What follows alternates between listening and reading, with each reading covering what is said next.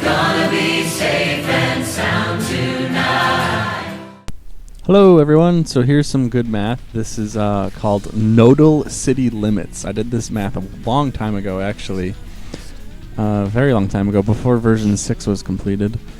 And essentially, to break this down, so the arcologies would be built in nodes. They would be like little points on a map, and those points would get to a certain size, and then ideally they would stop building and they would stop construction, and that's the node size is what I call it.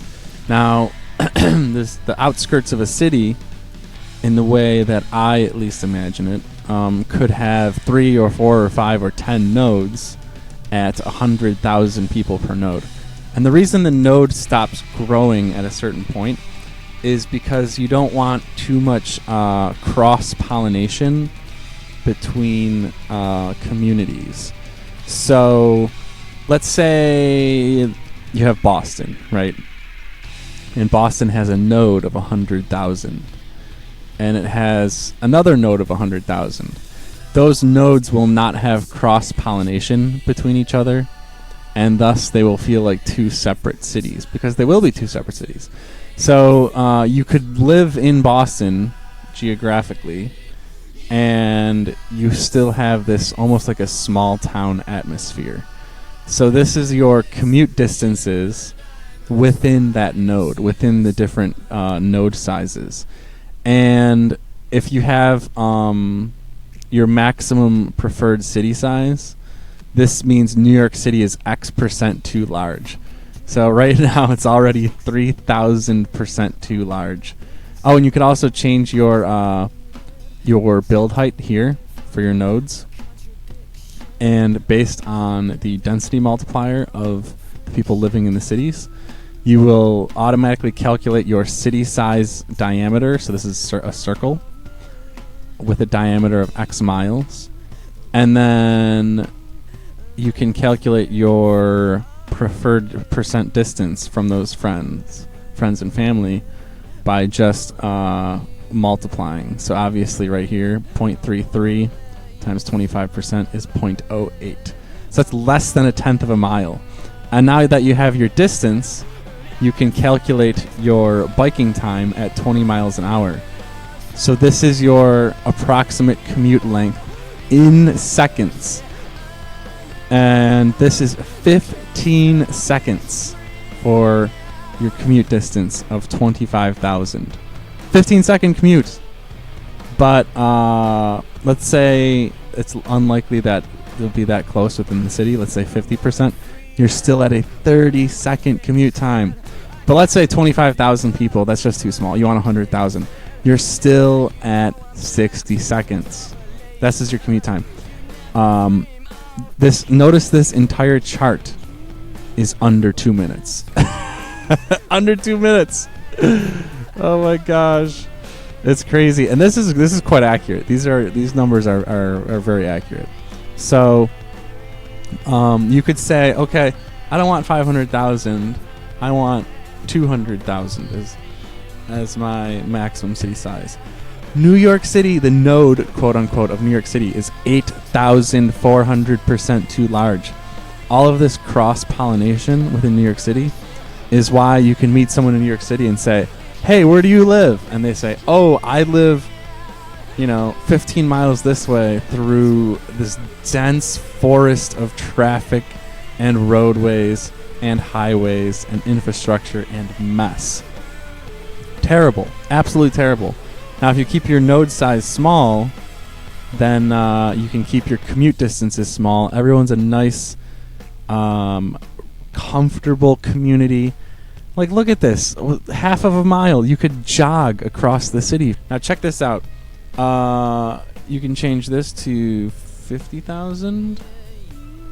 And then you have bigger cities. And you have new numbers. This is, a little over 2 minutes. But now this, if you want that medium size feel for your city, this is at 220,000. So we're just going to play with a few more numbers here. We can bring down the average build height which increases the size and increases all of your commute distances. Now we're at 3 minutes for 225,000. About 1 mile.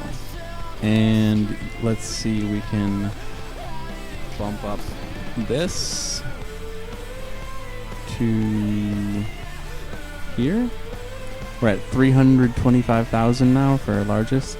I'm going to keep this one at 25,000 because that 25,000 was the example city size for the social contract. So all of the mathematics and all of the taxes and everything, the tax revenue, all that was 25,000 in the social contract. At 325,000, we have a 1.5 mile diameter, 25% distance from family and friends. You're only at 0.4 miles, which is 70 seconds total commute time. You have a little over 2 minutes for 50%. And then, what is that? Almost over 3 minutes? 3.5 minutes for 75%. So 3.5 minutes, that's getting pretty heavy for the commute distance. So this might be close to the maximum node size. Now, if you're looking at 200,000, New York City is 8,400% too large. But once again, this would make mass transit so easy because you just need one road between the nodes or one train between the nodes. So you can just take have a train system going between a node of 100,000, a node of 250,000, and a node of 350,000. And then those three separate communities, everyone would live and everyone who lived and worked in this community would live and work together, and vice versa for this one, and vice versa for this one. And if you want to go on a day trip to a different node, you can do that. You can visit the other nodes because they're, a 10 or 15 minute train ride, a direct train ride, point to point, node to node. And all of the infrastructure is very, very efficient because of this point to point traffic.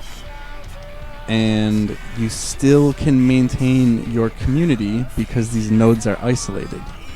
You still can maintain your small town atmosphere because the nodes are isolated.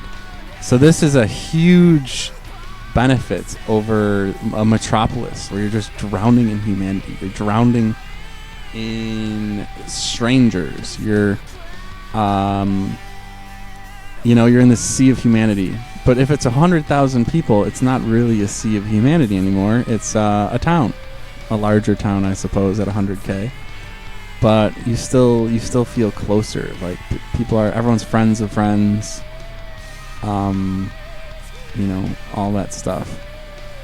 It's a really great compromise between a urban metropolis and rural living. Anyway, I hope you really enjoyed the mathematics.